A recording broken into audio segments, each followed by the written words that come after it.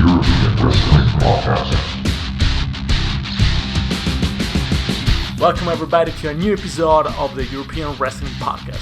Thanks everybody for listening to the last episode with Liva Bates, and today my guest is one of the best European wrestlers.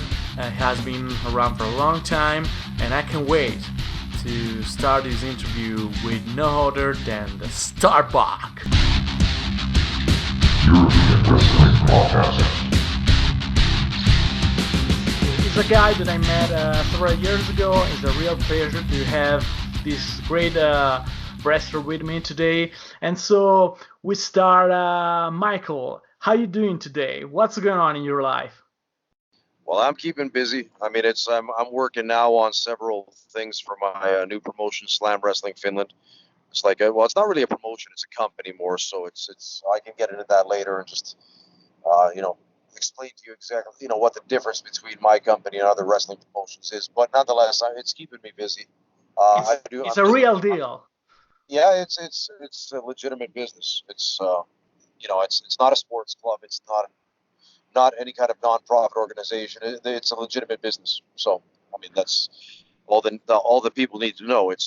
I'm a businessman. So anyway, it's keeping me busy. And on top of that, I'm doing the personal training. I've been doing that for like 15 years now, in 11 different countries, by the way. So actually, I'm just in the car now. I'm driving back home. I've got about another hour to drive before I'm home, and I was just doing personal training for a company, a steel manufacturing company in eastern Finland, now I'm on the way back. So Michael, you're a great guest for me because the podcast is about European wrestlers or let's say North American wrestlers and their experience in Europe. And you're a little bit of both because you were born there, so you are Canadian. I guess you had a Canadian passport, right? Because your parents were from Finnish, but you are Canadian, right? Yeah, I was born in Canada. I was born in 1973. So my parents moved from Finland to Canada in 1972. I was born a year later, 1973. That makes me a Canadian citizen by birth, but it makes me a dual citizen because my parents were still Finnish citizens when I was born in Canada. At that time, they had not received their Canadian citizenship yet. Okay. So by proxy, I'm a dual citizen thereby.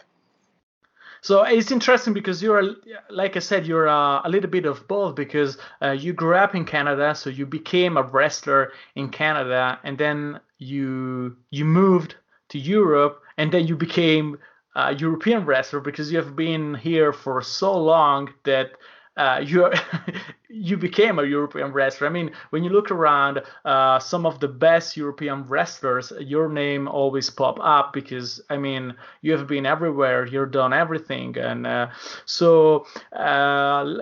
let's go back in the time and tell me a little bit how was growing up in Timmins in Ontario, which for those who doesn't know, Timmins is a little bit north of Toronto. It's actually, I don't know if it's more close to Toronto or Winnipeg. I think. No, geez, it's a long way to Winnipeg. It's 8 hours north of Toronto. Okay. So how was growing up there, and then how did you start wrestling there? Well, the thing is, I didn't start wrestling, in Timmins. That's my hometown. I mean, I was born in Timmins in 1973. I lived there for 6 years, first 6 years of my life, and then. Basically, my father's a minister. He's a Pentecostal preacher. Okay. So he was a preacher for small Finnish immigrant communities across North America. And for the first 6 years of my life, we lived in Timmins. We moved from there to Thunder Bay, Ontario. And we were there for like 3 years. We moved from there to Calgary, Alberta, Canada. And back then, we were there for 3 years also. Back to Thunder Bay for another 3 years. And from Thunder Bay, when I was like 13, 14 years old, we moved to Fitchburg, Massachusetts. So that's like near Boston in the U.S. And I was there for 3 years. So pretty much like the first 6 years of my life, I was in my hometown where I was born, Timmins, Ontario. And every other place in Canada that I lived, I was for a period of pretty much more or less 3 years when I was living with my folks.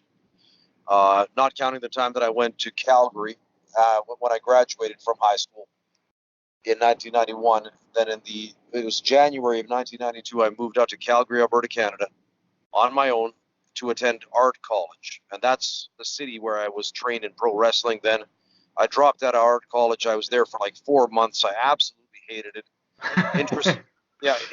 Interest rates were super high. It was like 18% interest rate for student loans. I would have been paying that thing off still by the time I was 50 years old. Okay. I mean, I'm 46 now, so I'd still be paying it off today had I done like 4 years at the Alberta College of Art. Anyway, so the thing is, I just didn't like the place. I dropped out after 1 semester. That's 4 months.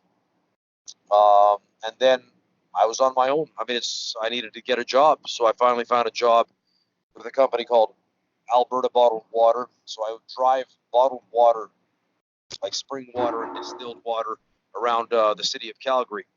That was my job. And during that tenure that I was working for this company, I ran into a taxi company that was operating out of an industrial area in Calgary. And it was run by this guy called ʻAbū-Wizal. And he was a promoter for Stu Hart's Stampede Wrestling. Not a promoter, a manager for a heel team called Karachi Vice for Stu Hart Stampede Wrestling. And Stampede had closed by that time. They were no longer around. But he had pictures on the wall of pro wrestlers. And I asked him, why do you have wrestlers' pictures on the wall? They're like black and white pictures and whatnot. And they said, well, I used to be a manager for Stu Hart. And I said, really?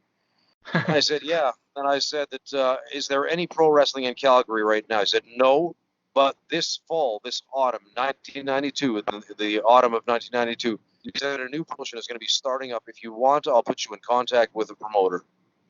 And he gave me Steve DeSalvo's number. Steve DeSalvo wrestled across Canada and in Puerto Rico as Steve Strong, or Sadistic Steve Strong, and also for Stu Hart for a while for Stampede Wrestling as Steve DeSalvo under his real name. Anyway, and then the rest is history. I worked my way into the business. I hustled. I was determined to get in, and I found a way to get in. But let me ask you. So when you moved to Calgary, well, I guess you were already a wrestling fan, right? Oh yeah, I mean, I'd been a fan since I was a kid. I saw wrestling. I think the first time I saw wrestling, I was about 5 or 6 years old. But we were in Timmins, Ontario at the time, in my hometown, and I saw it on TV. I don't remember who it was.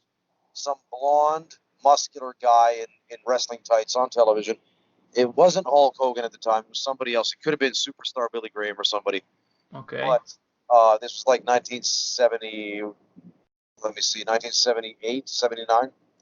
And it's just, it was like the superheroes come to life. When I saw it for the first time as a young boy, it just resonates with you. It's like, seeing real life superheroes. And I knew right then and there, this is for me. So I guess the reason you decided to go to Calgary is because maybe you had some, let's say you thought that maybe there was some wrestling there. I mean, No. like it's still some wrestling there, or? No, the reason I went to Calgary is because I graduated from high school in 1991. I was living in Sudbury, Ontario, Canada at the time, a mining town, and then I wanted to like get out of there. I just didn't like Sudbury very much.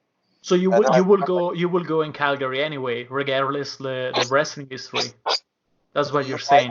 That's not why I went there though. But the thing is, I went to Calgary because the thing is, I had an option to go to different like art colleges, and the reason I chose art colleges because of the fact that ever since I was a kid, I knew how to draw. I'm really, really good at drawing. I'm very talented at that. I mean, I have like a God-given gift for drawing. And if anybody goes on my website, starbuck.fi, or then Majalahti, that's my last name, Majalahti.com, you can see my artwork. I mean, it's, I still do it to this day, commercial art for different businesses. Okay.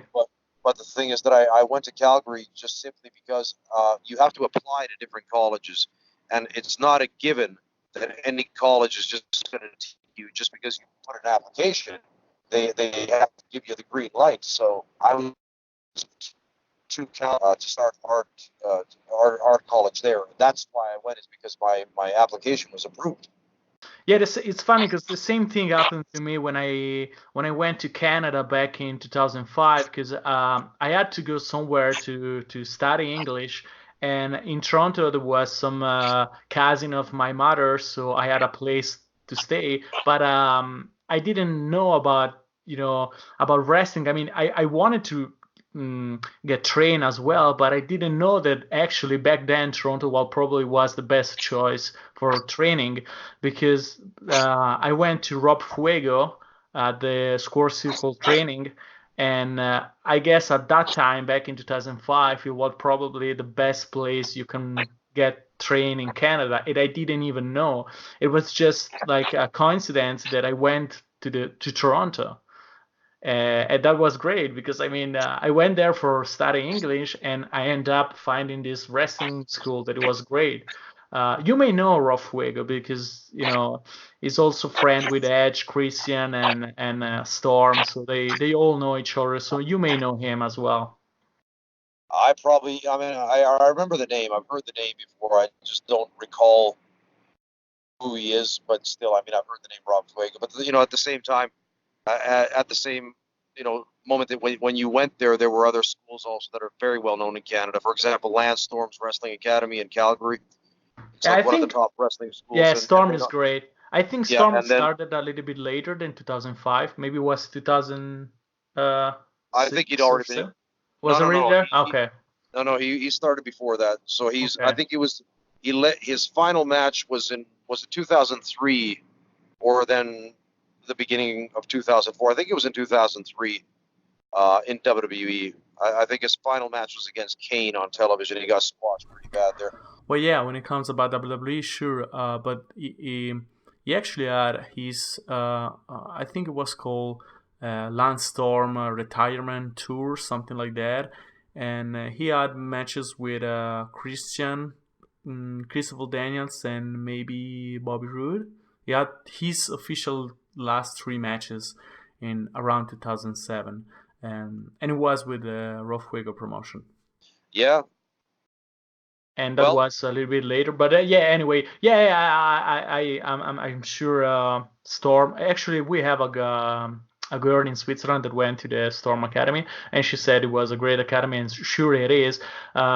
So now go back to your career. So you like you said you started up in Calgary, and how was training there? Who did you train with? Lance Storm. Okay, yeah. He was in his second year as a pro. It's funny because the thing is that even like back then, I mean, the thing is that he was training guys because he was working for the Hart Brothers Wrestling Camp, or the Hart Brothers Wrestling School, as one of the trainers. And I became friends with Lance. Like I was training partners with him at the gym for 1 year. We'd go like 3 times a week and just hit the weights and train together. And one day he said to me, I see the passion that you have for pro wrestling. And if you want, I'll train you. The thing is, at the time, the guy that was running the wrestling in Calgary was a guy called Ed Langley. And anybody who's read Chris Jericho's book, A Lion's Tale, will know who I'm talking about, because Jericho talks about Ed Langley there. And Ed was the guy that was running the Hart Brothers Wrestling Camp. He was the head honcho of that by that time. And Ed Langley hated my guts. He just didn't like. I was the ring announcer. I got into pro wrestling in 1992, in the fall of '92, as a ring announcer and as a TV announcer, TV commentator for local televised broadcasts of the Rocky Mountain Pro Wrestling show out of Calgary. But the thing is that Ed Langley, he's a referee, but he was also like the head promoter of Rocky Mountain at the time. He hated my guts. And I just didn't get along with him. But I guess he put up with me because of the fact that I was a really good ring announcer. Well, I said to Lance that that's great. He extended to train me, but I said that what if Ed says no? And Lance said, well, if Ed says no, then it's too bad. There's a guy coming from Australia to get trained. He needed a training partner. Lance offered me that spot, as a friend. And he said that if Ed says no to you, then I'm not going to train the other guy. So Wow. that's real friendship right there. Yeah. Yep. So basically, Lance Storm is my my trainer, but also a guy called Carl Moffitt, who wrestled for Stu Hart and also for Carlos Colon in Puerto Rico as Jason the Terrible under the hockey mask. He's my other trainer. So I have two of them, and Carl would train me. I think it was on Wednesday nights at the Victoria Park Civic Center. That was where the ring was set up, and that's where every Friday night they would have the wrestling. So I think it was on Wednesday nights that Carl would train us, and then otherwise Lance would train me. Okay. That's how I got my wrestling education. Awesome. And then so you were there for a couple of years, right, before moving to Europe? Yeah, well, I was in Calgary from '92 all the way to the beginning of '94. Okay. My first match was against Lance Storm. Of course, that's a classic. Yeah. I also have my student, and well, it's great facing your trainer, but sometimes I have to feed the card. So I wish I could have them as giving the first match, but sometimes you can't because the card has the priority over what you would like to. So it's not always possible to make them to have the DB against you, but when it's possible, it's great. Yeah, well, the thing is January 7th, 1994, and then that was at in Calgary at the Victoria Park Civic Center. It was me and Lance Storm, 7 minutes on the nose, like 7:00, 7 minutes, dead on. Lance Storm pinned me with a jackknife powerbomb, so with a float over bridge and then the pin. Otherwise, it was a competitive match. The boys in the back said second best match of the night, and that was pretty impressive because the best match then went to the main event, which was Chris Jericho against Beef Wellington. Yeah, that was a hell of a debut for you. I mean, to make that impression as a first match, that doesn't happen every day. And then also something that a lot of people. I mean, I've gone into detail about this in my book, Battleground Valhalla. I wrote an autobiography, came out in 2017. Anybody wants to pick it up, go to crowbarpress.com, and you can find it there. That's my publisher out of Tennessee. Anyway, do you also have the ebook, or is only on it's on Kindle. printed on paper? You'll find it. Okay. Anyway, but the thing is, in the book, I go into detail also about the fact that I became good friends with Chris Jericho starting back in like 1992, and Chris, for my debut match, he gave me a pair of his old wrestling boots. I think they were a pair of his very first ones. Anybody who wants to go into this story can go on Chris Jericho's podcasts, look up my interview with Chris from March of this past year, March 2019. And Chris, in that podcast, Talk is Jericho, mentions that he recalls that was his first pair of wrestling boots ever that he gave to me. That's great. To start me out in the wrestling business for my first match. And by the way, Chris is just great. I mean, Chris Jericho is unbelievable. I mean, he's beside his wrestling career, he's also playing music, which you play music as well, right? That's right. I got 3 bands. Yeah, I'm a singer in 3 bands. And he also has the podcast, and you have your own podcast? Yeah, my podcast is called Shooting the Shit At. You can find us on iTunes. You can find us on Spotify, and then you can also find us on the Podbean network. And anybody who's interested in my bands are Stoner Kings. We just have a new album that just came out called Alpha Male. It's going to be coming out on CD now. We just signed a contract with a record label called Slip Trick Records, and it'll be the European release now will be in early September. It's our 3rd album. Then I've got a southern rock band called Crossfire. That's CROSSFYRE. So there's a Y and not an I. Crossfire. And then I also have a thrash metal band, like an 80s style, San Francisco style, called Angel of Sodom, which is like a mixture of, let's say, old school Testament meets old school Creator meets maybe something like what could I say? Maybe Ride the Lightning era Metallica. Okay, awesome. Did you ever play music with Jericho? Did that No, ever happen to be in the no. same show? No. I'm sure like in the future at some point that'll come about, but so far no.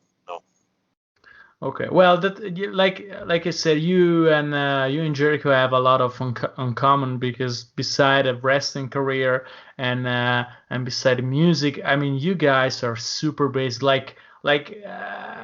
Jericho is unbelievable. He's doing everything you could possibly do. I mean, this guy is unstoppable, and so are you because beside all those things, you're now running your wrestling company that we're going in the details a little bit later. So it's just unbelievable. And just for everybody listening, guys, you gotta check out StarBuck's working out because I mean you're 46, but you work out as hell. I've seen some of your videos, and you're just unbelievable. I mean, that's great. So let's go back to your career. So you moved to Europe in 1996. Yeah, 96, summer of 96. And why? What's the reason behind moving back in Europe? Well, Well, back for you. I didn't move back because I was never here in the Yeah, first place. exactly. Yeah. Well, I moved here because of a recession. It was a financial recession in Canada at the time. It was in Eastern Canada. The economy was shit. So I just needed to get out for a while. And I thought I'd come out to Finland because I knew the language. My parents are both Finnish. So I You thought have I'd come out here. you have both passport, or you only have the Canadian one? Well, I had the Canadian one at that time, but now I have two passports because the thing is that they figured out that I was a dual citizen once I moved here. Okay. And then I got the Finnish passport. But anyway, the point being that I was supposed to just come out here for like a half a year, maybe 1 year max, and then move back to Canada once the recession cooled down. But I ended up starting my own business 4 months into living here, so I kind of like just got caught in the swing of things, and then I'm still here. It's like half of my life. I'm 46 now, so 23 years I lived in North America. And the past 23 years, I've lived in Finland. So it's half and half. It's 50-50. You don't miss the North America at all? Well, yeah, I mean, of course you miss it. It's a different vibe. I was there this past September. Unfortunately, my mother passed away when I was on that trip, and she'd been suffering from Alzheimer's for a very long time. And finally, the day came when she took her last breath, and we were in Canada at the time. My father was there with me too, because we were on family business. But the thing is that it's a very different vibe in Canada as compared to Europe or like compared to Finland. So, I mean, yeah, there are times that I miss it. But what's the biggest difference in lifestyle? Because I've been there, but I've been in Toronto, which is not like Timmins, because I've been in Timmins as well when we're doing the tour back in 2008. I went there with Rofuego. We did a tour across Canada, and one of the city was Timmins, also Winnipeg and others. Those cities are smaller in the middle of nowhere, which is a little bit like Helsinki, if you want. But like what? Yeah, you're asking like what's the difference, but like not in lifestyle. That's the wrong question. The difference is in the mentality. It's the fact that Canada is a more extroverted society. It's more wide open. It's easier to let's say approach people or talk to people. Okay.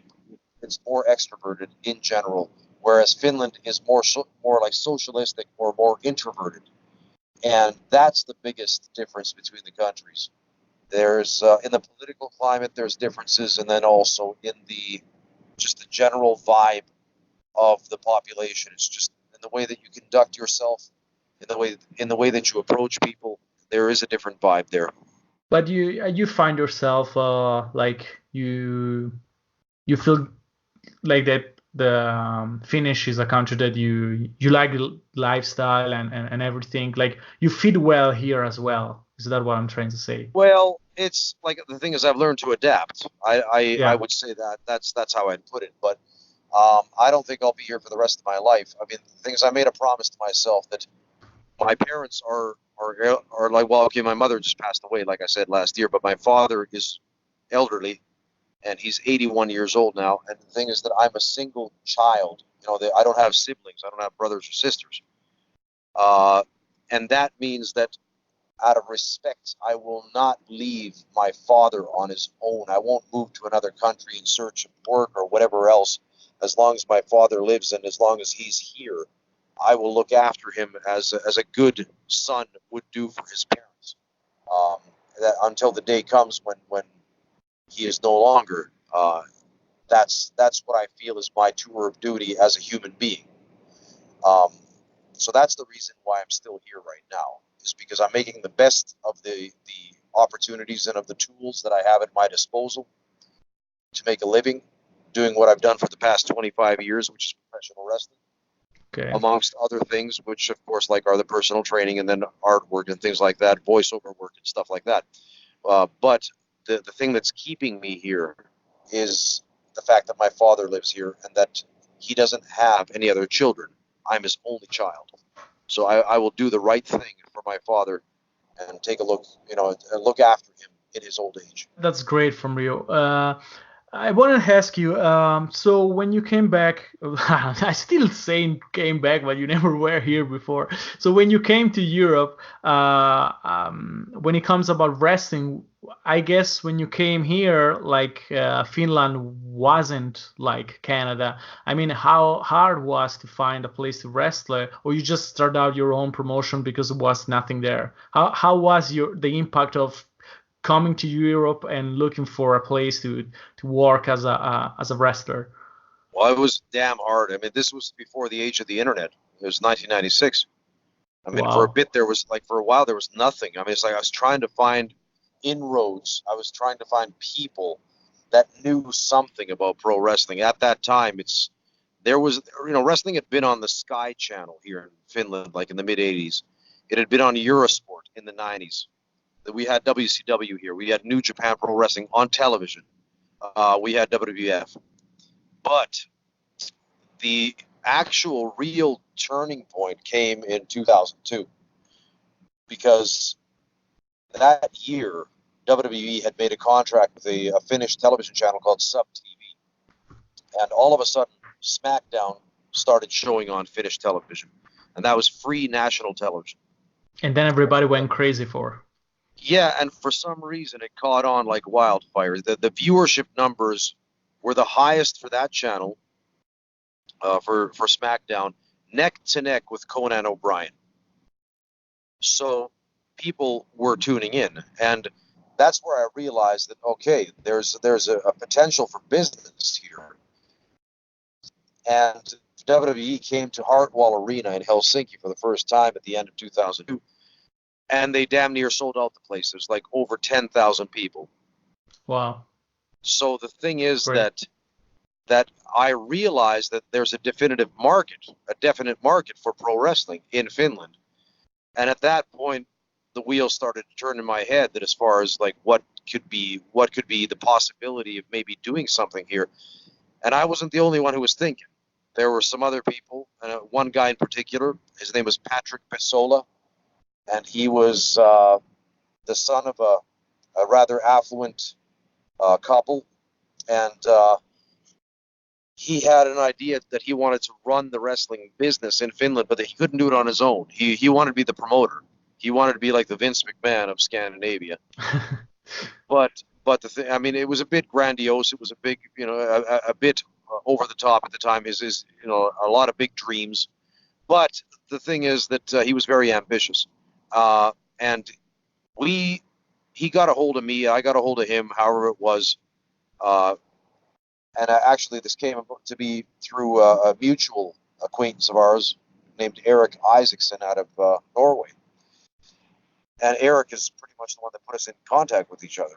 But the thing is that, and Eric is now the wrestling pioneer of Norway, if you don't know. So anyway, the point being, so in 2003, I got a hold of Patrick. I left a message on his answering machine and said, my name is Mike. I've been in wrestling and blah, blah, blah in Canada, US. Now I'm living here in Finland, and I heard that you'd be interested in starting something. And he got back to me right away. And he said, yeah, I want to run wrestling in Finland. I said, that's great because I want to run it too. Well, we formulated a game plan to start a wrestling school. I'd be the head coach. I got two other guys to help as my assistant coaches. One of them was a former amateur wrestler in Finland. He'd be like won bronze and gold medals in freestyle, or was it Greco-Roman? Greco-Roman, I think it was, or was it both Greco-Roman and freestyle? His name was ᴚᴏᴅᴜ, and we called him Easy Rider. That was his nickname for pro wrestling. Anyway, so he was my assistant coach because at the time, I mean, you got to think there was nobody in Finland who was wrestling. I mean, honestly, there weren't. Well, is the same thing like I'm from South Switzerland, and back when I want to start wrestling, there was nothing. I mean, Yeah. zero. It was maybe a couple of guys in the north, which is where Claudio Castagnoli started. But Right. like where I was living was like zero, nothing, absolute nothing. And when I came back from Canada, I was the only one. I had nobody to train with. Yeah, that's it. You know. Yeah, I know the feeling.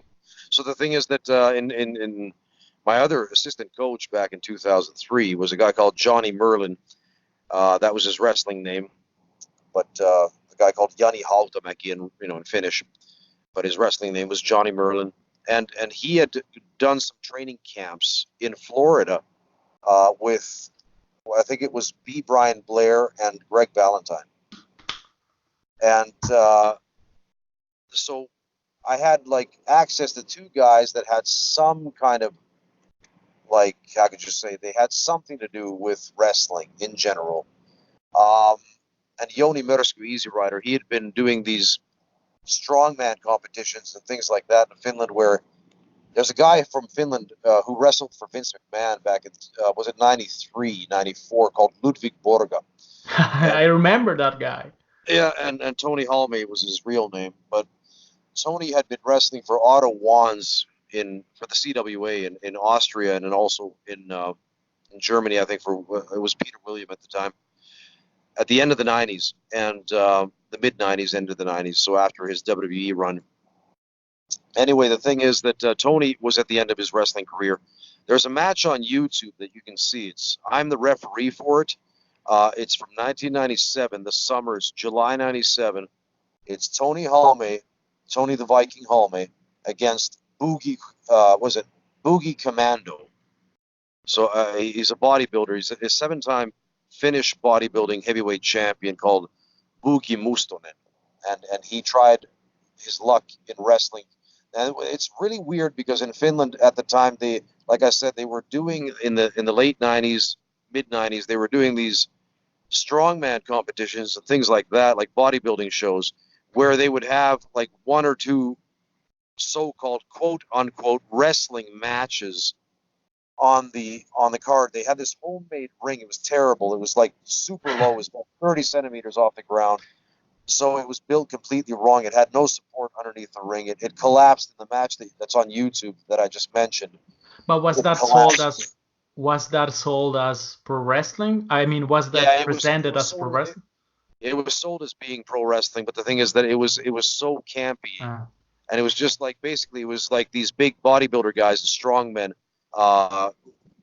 just acting the part of pro wrestlers and using like basically 3 moves per match to beat each other up for like 10 minutes. And it was just repeating the same 3 moves, no psychology, no, like, it was redundant. But the thing is that at the time, that's what they were doing here. So they pretty much kind of fucked up the place even before Star Wrestling. Well, not really. They didn't quite fuck it up, but I would say that it wasn't really pro wrestling. It was a mock version of wrestling. I'm not saying that, like, I'm not trying to be derogatory here. I'm just saying that it wasn't, it was not pro wrestling. It wasn't really quite backyard wrestling either. It was just like a really poor copy, not even a tribute, but it was like trying to play wrestler, and beating the living shit out of each other, like just snipping the living shit out of each other in these matches. But like, the matches were not any good.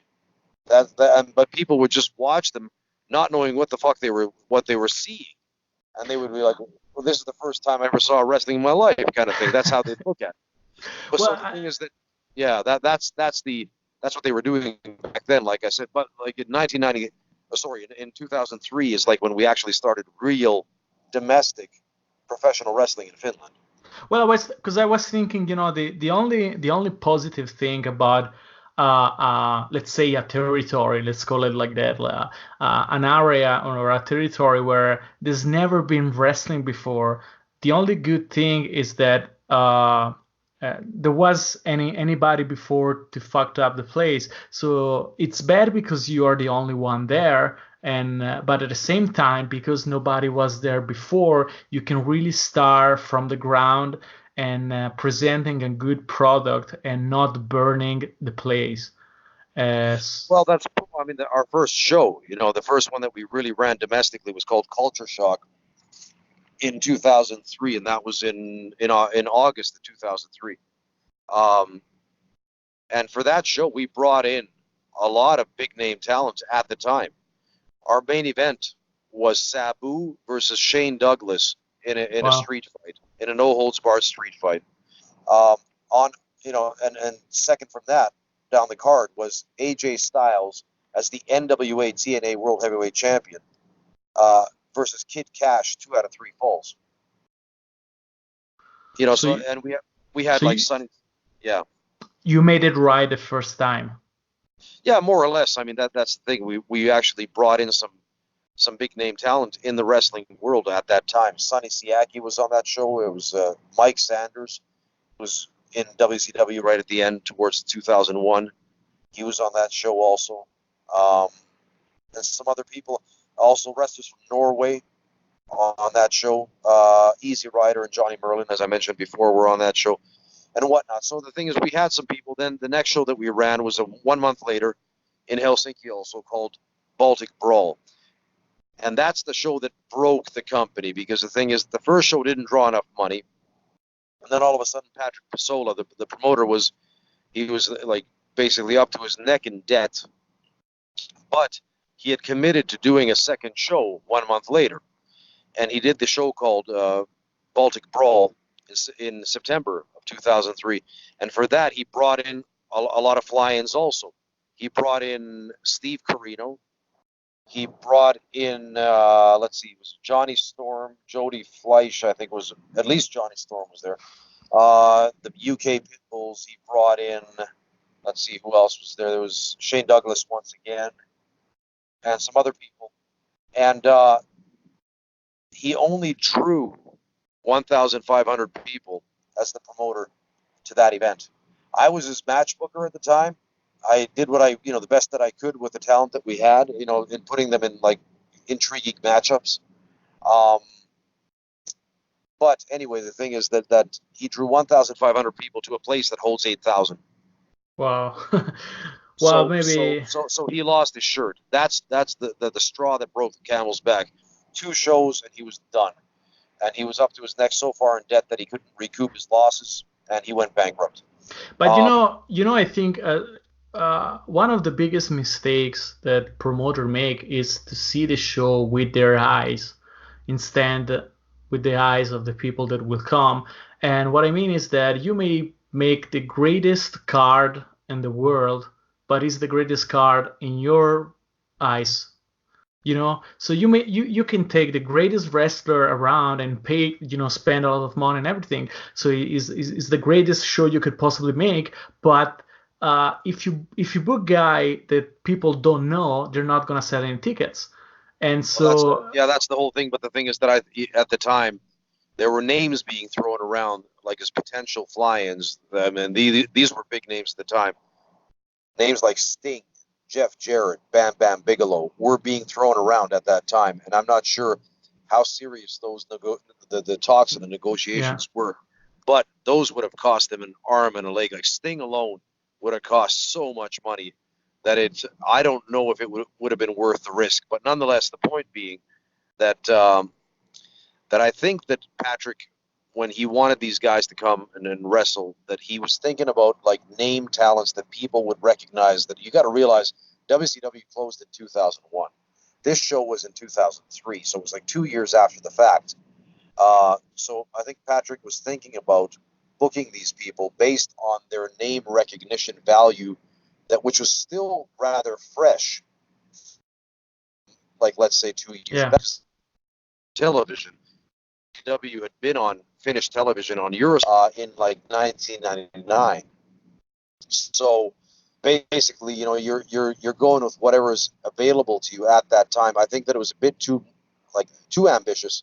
I think the names, he should have just peeled back, done a smaller venue, run a smaller venue, try to recoup the losses off of his first show, and not taking that big of a risk to run an 8,000 seat arena 1 month after losing almost all that you had. But like I said, it's everybody make mistakes. I also made mine, of course, when I made my show. But like I said, one of the biggest mistake is always to make a booking that is a great booking on your eyes, but you have to consider how many tickets are these guys gonna sell. And if I make a show, I could book the entire TNA roster and they won't sell any extra ticket because nobody knows. But the thing is, I realize this rather well, because the thing is, like I said, I run something called Slam Wrestling Finland, and as as being in the business for 25 years, I've learned my lesson. So the thing is that when I book somebody, I have to be able to justify to myself in my mind as a business person that how many interested wrestling fans will this person draw to the show. And maybe not even like wrestling fans, maybe just regular people. Somebody like, let's say, Tiny Iron. Yeah, I know him. Tiny, I wrestled him. Yeah, and the thing is that Tiny, he's a walking PR miracle. When you look at him, the man is just, there's like nobody that's like Tiny out there. So when you put him on a poster or at a PR event, he's a poster guy.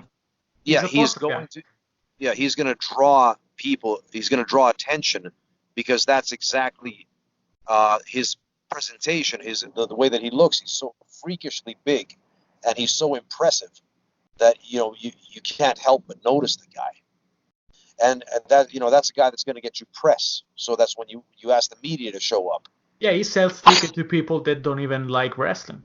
Exactly. So that's, as a business owner and as somebody who runs the wrestling, in his own country as a business, that's what I'm looking for. I'm looking for people that are going to tickle the fancy of average Joes who don't know like shit about wrestling, but who just see something that, I've heard about wrestling. I remember it was on TV back in the day. Yeah.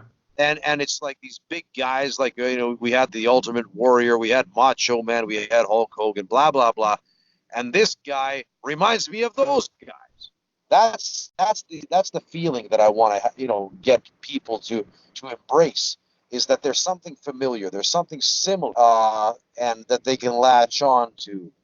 But it has to be like King Kong versus Godzilla. It's got to be something special that I think the average person out there wants to see. It's not just skinny guy A versus skinny guy B, who wrestles in tennis shoes and doesn't even have proper wrestling gear. That's not going to sell shit for tickets. And it's like, maybe these guys, the smaller guys or the newer guys these days, a lot of them, maybe they can wrestle. You know what I mean? Maybe they can move. They can do all the spots. They can do this, that, and the other thing. But maybe the one thing that they can't do is that they cannot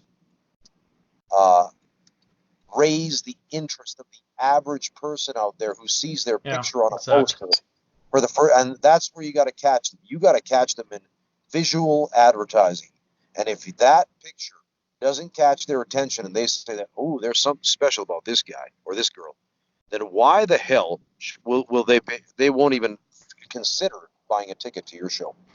Exactly. And you see, it's not about this is disrespectful. I mean, like I said, it has nothing to do with respect. This has nothing to do. This is a business. It's a business call. Yeah, but I mean to the guys, like, even if I can have, like, I don't know, the entire Ring of Honor roster, they're not gonna sell any ticket. But not because they are awesome guys, But Yeah.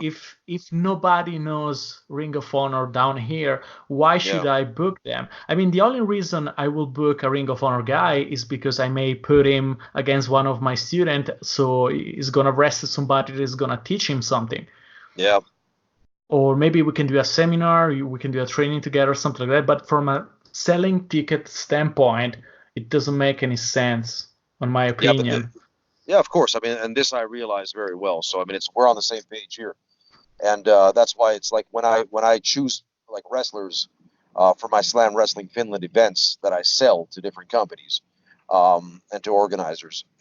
What I'm looking for is looking for talents that will sell tickets. I mean, the thing is, I'm not going to bring in somebody maybe with a name that they're not going to mean anything to anybody in this country as far as like their name, whatever they've done. Like the old saying, just because you're somebody somewhere doesn't mean that you're somebody somewhere else. Yeah. And that means that even if somebody is a star, let's say in England, it doesn't translate to Finland because nobody here knows who they are. And that's no disrespect to them. It's just the way the world is. We have no television, no televised wrestling product where the people at large, the average person will be able to see an English wrestler in Finland. And therefore, I have to be able to justify booking somebody for my market that's doable, like price-wise, that their costs, all the associated things that go into that one booking and that one piece of talent can be justified in tickets at the end of the day. Yeah, and one thing I learned is you must have a budget limit, because yeah. like the first show I ever promoted, I just took all the money that I had and like a complete fucking idiot, I just made the show with the money that I had. But then through the years, I learned this is my budget. I don't care if it's 10 euros, 20 euros different. This is my limit. I cannot go over this budget. So I need to do everything, even if it's a small promotion, it doesn't matter. You have to have that mentality. Otherwise, you're going to lose your money and you're going to quit very, very quickly. So to finish up the interview, let's talk about your new project that you're working on. What's going on? So Slam Wrestling Finland is basically an on-demand service. And basically, it differs from a wrestling promotion in that I don't have a set cast of wrestlers that I have to use every single month or every single show. I'm not indebted to using anybody in particular because it depends on the nature of the show. It depends on the customer. It depends on what, let's say, that demographic area or the nature of the show or whatever, what it requires. Let's say if it's a bodybuilding event, you're going to have to book wrestlers that look like bodybuilders. Of course. If it's a Mexican salsa event or something that, like a Spanish, some kind of event, you're going to have to book luchadors. Or if it's for kids, you need gimmicks. Mm-hmm.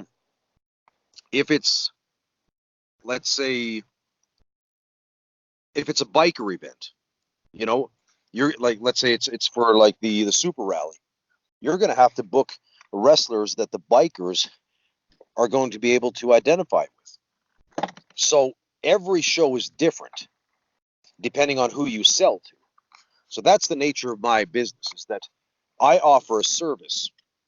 I'm like a talent agency that offers a service to these different, let's say, event organizers and different venues and different promoters around Finland and around, like, even the Baltics, where I offer content that suits their event. That's basically the best description that I can give you. And that said, it's not a club. I don't have to use the same people all the time. I can use whoever I want. You pick the right people for the show. Yeah, I exactly. I pick the right people for the right job, and then I just hope that they can pull the job off. And that they're talented enough and that they're capable enough and professional enough to know what is required of them to pull that job off. Yeah. And if somebody wants to watch this show, there's a website, like, you can buy the show online or something. Well, the thing is that you can go to our YouTube channel, which is youtube.com/slamwres. That's SLAMWRES. You can just go there. A lot of the matches are on that YouTube channel.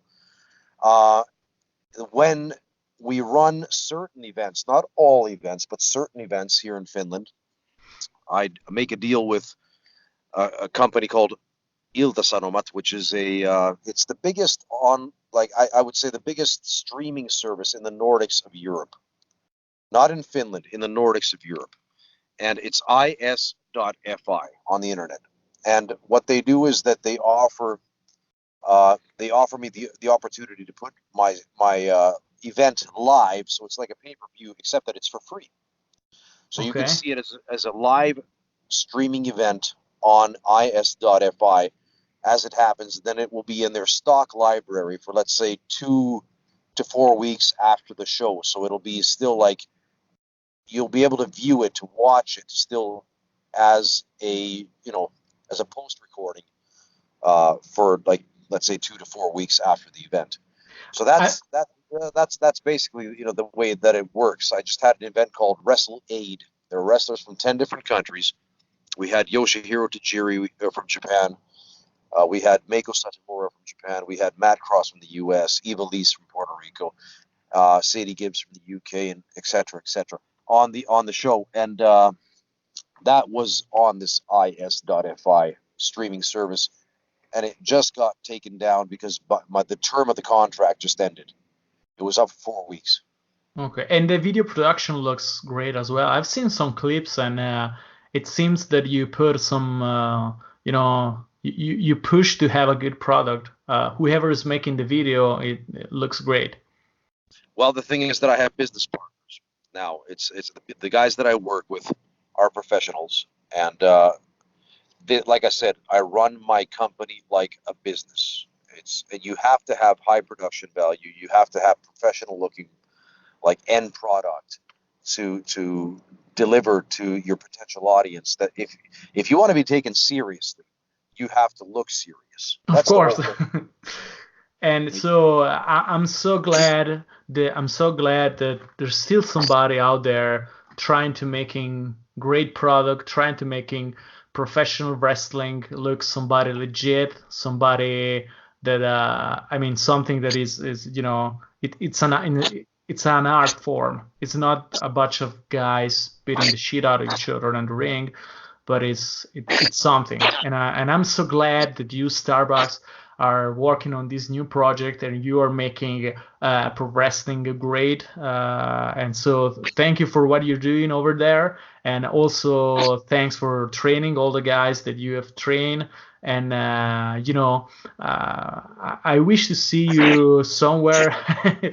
We met when I was at your show back in FW. No, what's the name? FCW. FCF Wrestling. Yeah.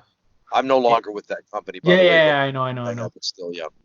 That was great that time back in a couple of years ago. It was great meeting you, and so thank you very much for this interview that we had for my podcast. And I will put all the links that you said on the YouTube video belong in the description. So for everybody, you can go check out everything about StarBuck, his matches, his training academy, his music, his promotion, everything that he's doing. And so thank you for being here today. It was great being here with you. Well, thank you very much. And the one thing, you got to drop the S off. It's not Starbucks. It's not like the coffee. It's Starbuck. and I tell a lot of people, they ask me, why did you call yourself after a coffee chain? I said I didn't. It has nothing to do with coffee. Starbucks is a combination of two words. Star, which is self-explanatory. That's like superstar, star. Everybody understands. Buck is Texas slang. It's Southern slang, U.S. slang for a real man. That guy's a buck. So it's basically that's the combination. That's why the capital B letter, even though it's one word, StarBuck, is capitalized. The B is capitalized. Big S, big B. Okay. And that's the meaning behind the word. So it has nothing to do with coffee. Just in case anybody's wondering. And once again, no S at the end. Okay, StarBuck. I'm sorry. So Alrighty. thank you very much. Alrighty, thank you, man. European Wrestling Podcast.